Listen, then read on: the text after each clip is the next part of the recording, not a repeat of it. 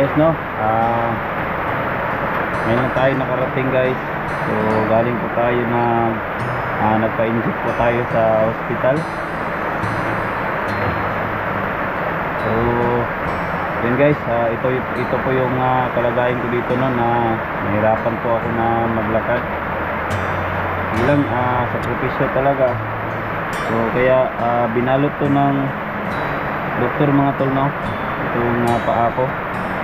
Kaya sabi ng doktor sa akin, no, kailangan ko daw na magpa-inject doon.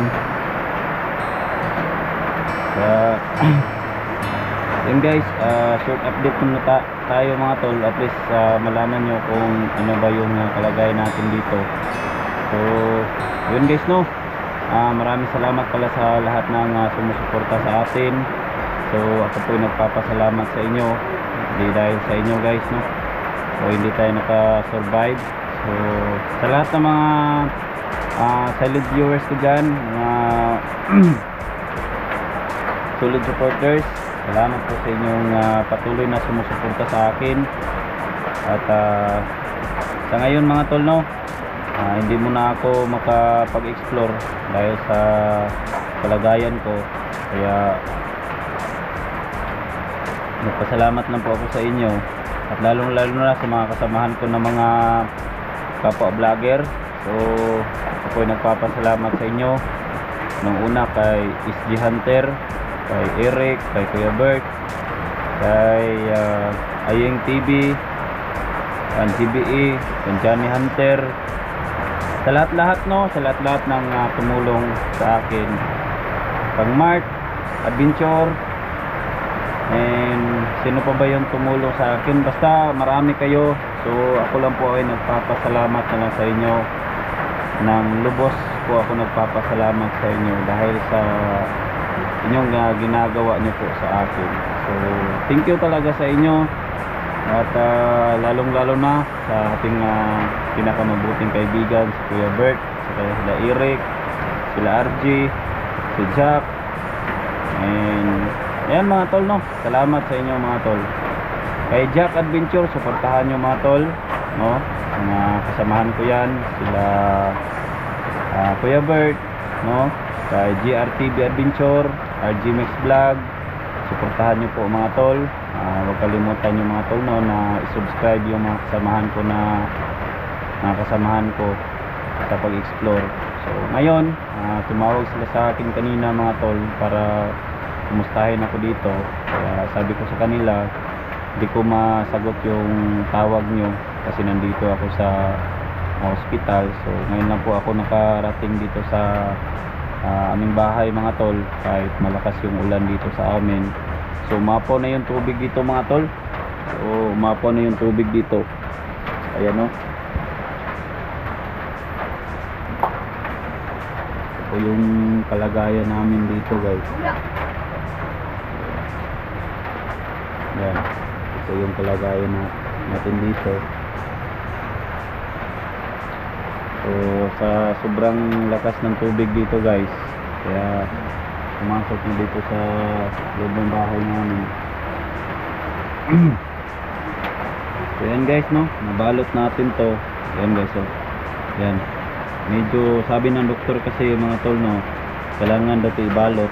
So hindi ko alam kung bakit ito ibalot mga tol, no, kasi sabi niya kailangan daw ito i-maintain ng inject, no, kailangan ng injection kasi mahal yung injection mga tol, tag 1.5 yung isa. Kaya kada punta natin doon sa doktor, dalawa yung ini-inject dito mga tol, kasi sabi ng doktor kailangan daw to i-maintain na inject kasi anti-tetanus po yun, no. Kaya sabi ko naman, grabe naman ang mahal, no, tag 1.5 yung isa inject anti-tetanus mga tol. Kaya sige lang, laban pa rin tayo, no. Pero nagpasalamat pa rin ako sa Poong May Kapal dahil sa tulong niya po, no, sa tulong niya binigyan pa tayo ng lakas at kaligtasan. So alam naman ninyo mga tol, no, kung ano yung nangyari natin sa bundok. natusok po ng bakal dito sa paa natin, kaya lumala, kaya natitanos yung sa ilalim. So yung mga hugaw-hugaw sa ilalim mga tol, yung mga alam nyo na, yung mga dugo nandun sa ilalim, kasi matagal po ako dun sa sapa, kaya yung mga dugo-dugo sa ilalim mga tol, no, lalong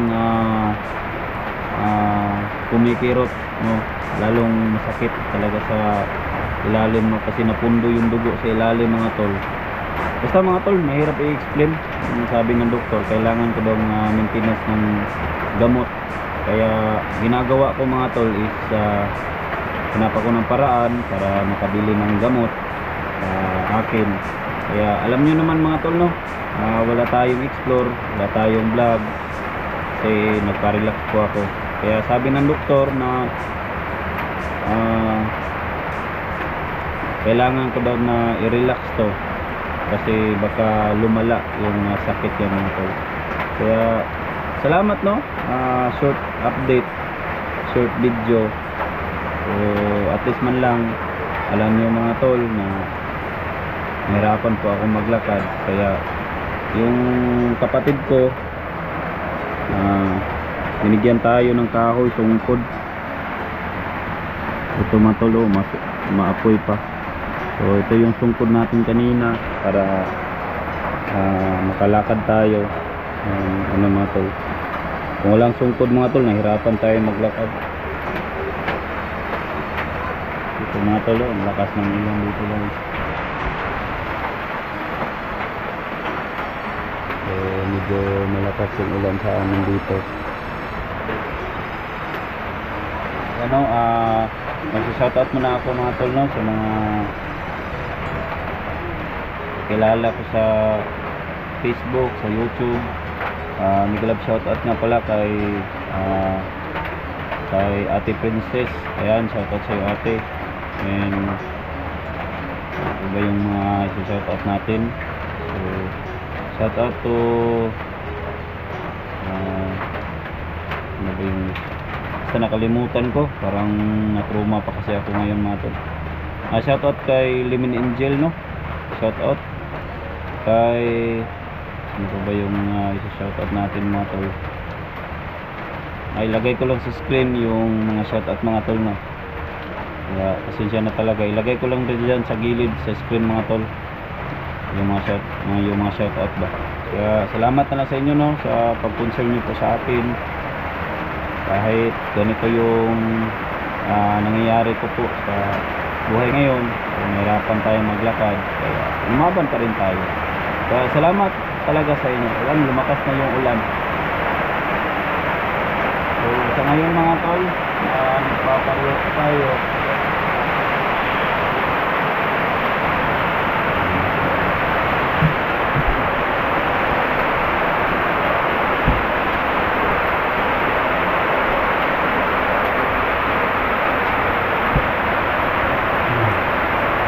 Mga tol, nakabalot yun, eh. Ayun mga tol, nakabalot po yun. Nakabalot po yun. Binalot ng doktor. Kasi ayun, takas ng ulan guys.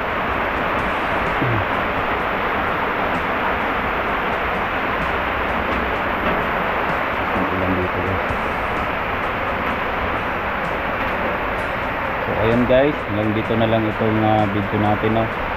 At least man lang malaman nyo. So sa hindi nakaalam, no, so galing po tayo nagpa-inject mga tol, no. Galing po tayo nagpa-inject sa hospital.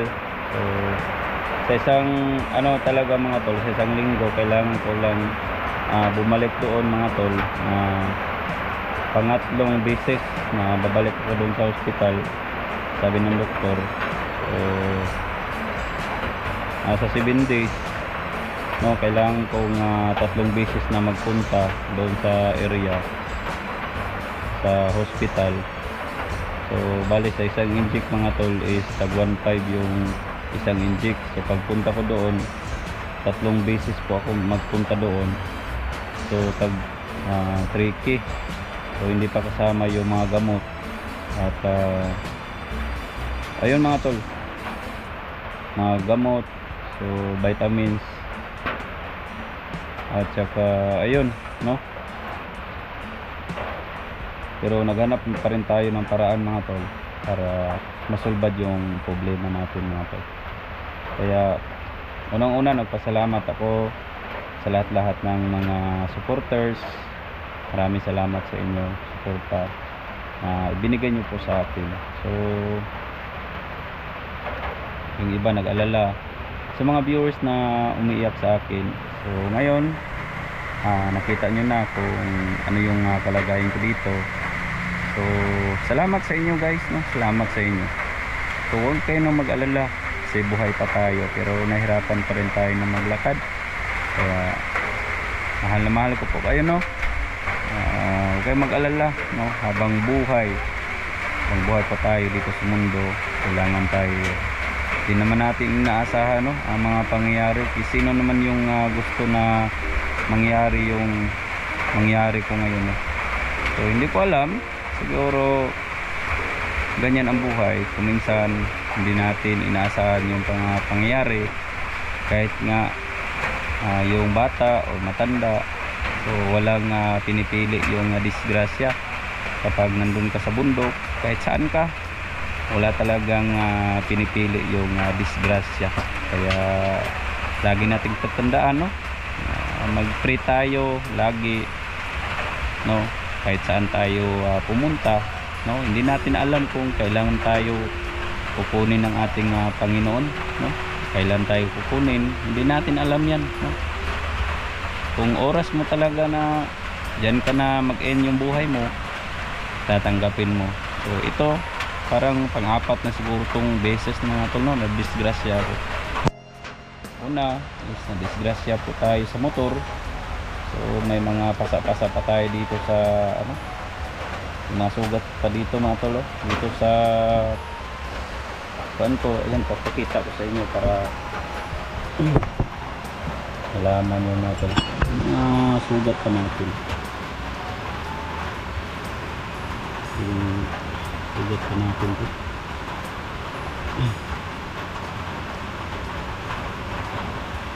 So ito mga tol, ito po yung dati sa disgrasya to sa motor, no?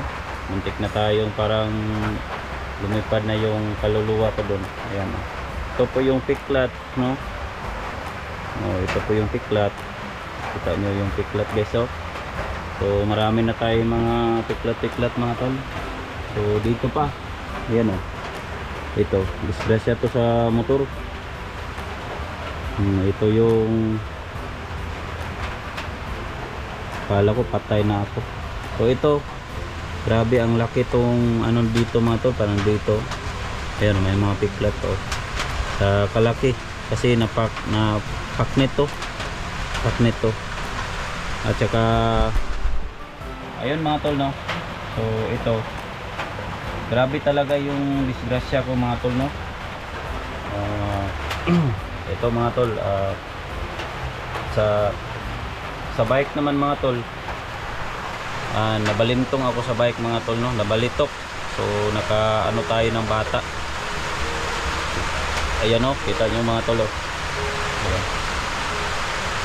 Suhi na to, suhi. Parang tawag nito, walang tawag ito, walang kusog sa Bisaya, walay kusog ba, walay kusog. Ito, ayan, oh, bukog. Ayan, tingnan nyo, ito yung bukog. Ayan, oh, kan yung join nya po, oh. Ayan, oh, lumoy, wala na tong lumoy mga tol.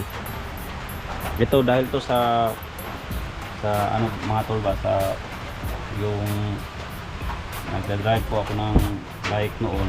So nakabangga tayo ng sagasagahan natin yung bata.